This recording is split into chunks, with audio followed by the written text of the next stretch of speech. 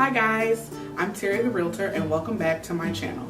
As you can see from the title, today I'm going to discuss the difference between buying and renting. So if you're interested in this topic, please keep watching. I already know that most people, when they think about buying a home, it automatically freaks them out. Most people believe that either one, their credit's not good enough, or they don't have enough money, or it's just too expensive to be a homeowner. And so they automatically assume renting is the best option for them. And that's not always true. Now, there are certain situations where it is maybe in your best interest to rent as opposed to buying. For instance, like if you're a college grad student, or if you're temporarily in a city that you just started working at a job and you're not sure if you're going to be there for a long time, then it might be a better option for you to rent.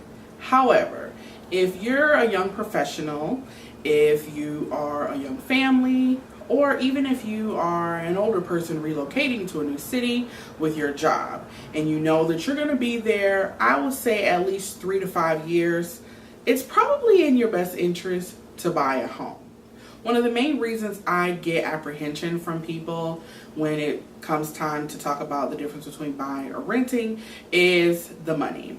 And yes, it is expensive. It can be expensive to buy a home.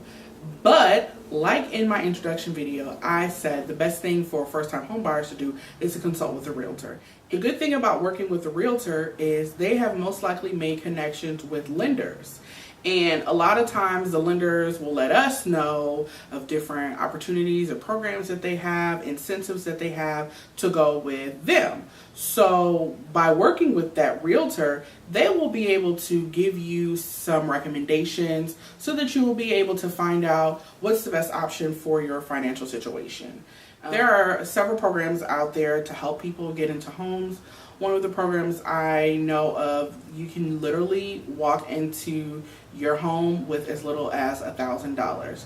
Now, there are certain stipulations and criteria that you do have to meet, but if you talk to the right people, you will learn those things, and that will help you get closer to your goal as to owning a home. So let's discuss the differences between buying a home as opposed to renting. The main thing to understand is that buying a home, no matter if this is your first home or your fifth home, it is always an investment, and you should look at it as such. So if you have a home that you are buying and you're paying a mortgage, you know that you're putting money, it's almost like putting money back into your pocket, because that home hopefully will be gaining equity.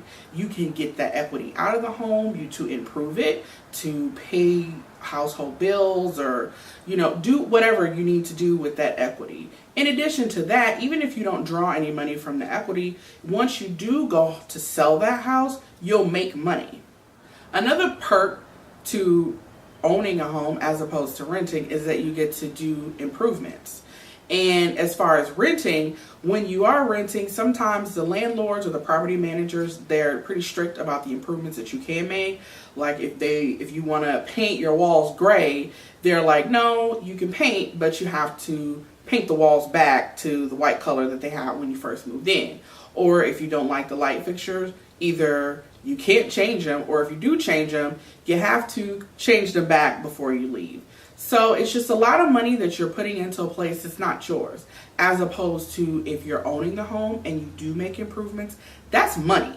Money in your pocket when you go to sell. Money in your pocket when you maybe go to get a home equity loan so that you can do some major improvements to your roof or something like that. So let's talk numbers.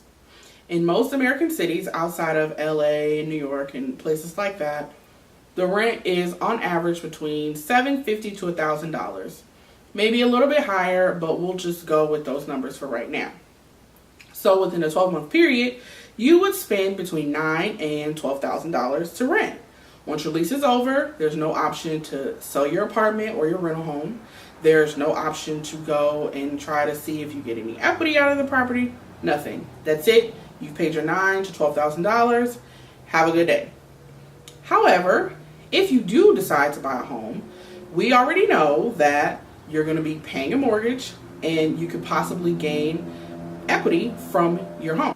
A lot of times people seem to think that renting a home is cheaper or renting an apartment is cheaper. And it doesn't necessarily have to be. Depending upon the terms of your mortgage, how much you put down, the interest rate, how much the price of the home is, your rent could probably be more than your mortgage.